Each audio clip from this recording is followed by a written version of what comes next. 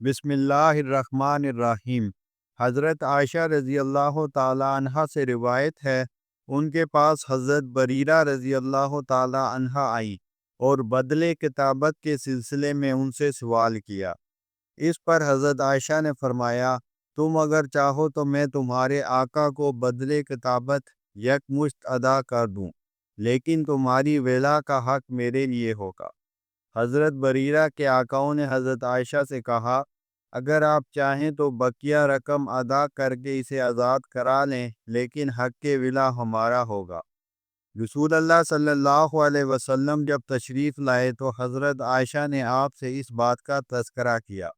نبی صلی اللہ علیہ وسلم نے فرمایا، تم اسے بریرہ کو خرید کر آزاد کر دو، بلا شبہ ولا کا وہی حقدار ہے جو آزاد کرتا ہے۔ پھر رسول اللہ صلی اللہ علیہ وسلم نے منبر پر کھڑے ہو کر فرمایا، لوگوں کو کیا ہو گیا ہے کہ وہ معاملات میں ایسی شرطیں رکھتے ہیں جو کتاب اللہ میں نہیں ہیں۔ جو شخص بھی کوئی شرط لگائے جو کتاب اللہ میں ذکر شدہ شرائط کے مناسب نہیں ہے تو اس کی کوئی حیثیت نہیں ہوگی، خواہ وہ ایسی 100 شرطیں لگا لیں۔ اس روایت کو امام مالک رحمۃ اللہ علیہ نے یحییٰ بن سعید سے اور یحییٰ بن سعید نے حضرت عمرہ سے روایت کیا ہے۔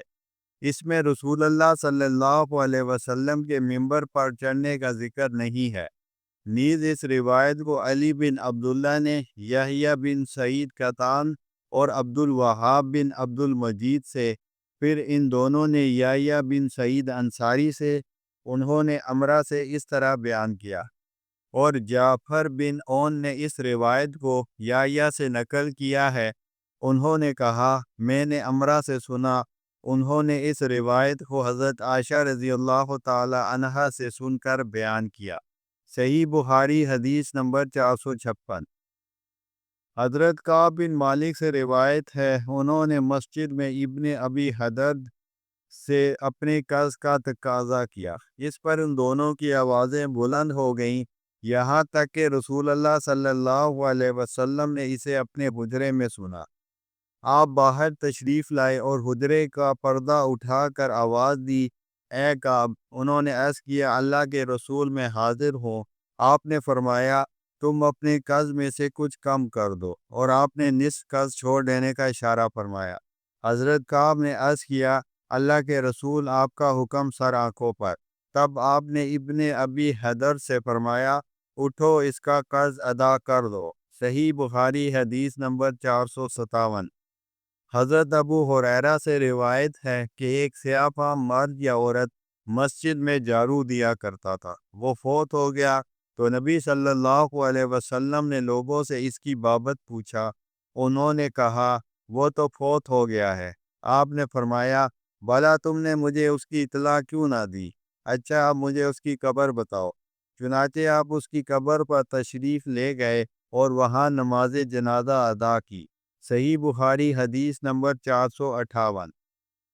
حضرت عائشہ رضی اللہ تعالی عنہا سے روایت ہے، انہوں نے فرمایا، جب حرمت سود کے متعلق سورہ بقرہ کی آیات نازل ہوئی تو نبی صلی اللہ علیہ وسلم مسجد میں تشریف لائے اور لوگوں کو وہ آیات پڑھ کر سنائیں۔ پھر آپ نے شراب کی تجارت کو بھی حرام کر دیا۔ صحیح بخاری حدیث نمبر 459۔ حضرت ابو ہریرہ رضی اللہ تعالیٰ عنہ سے روایت ہے، ایک عورت یا مرد مسجد نبوی میں جھاڑو دیا کرتا تھا۔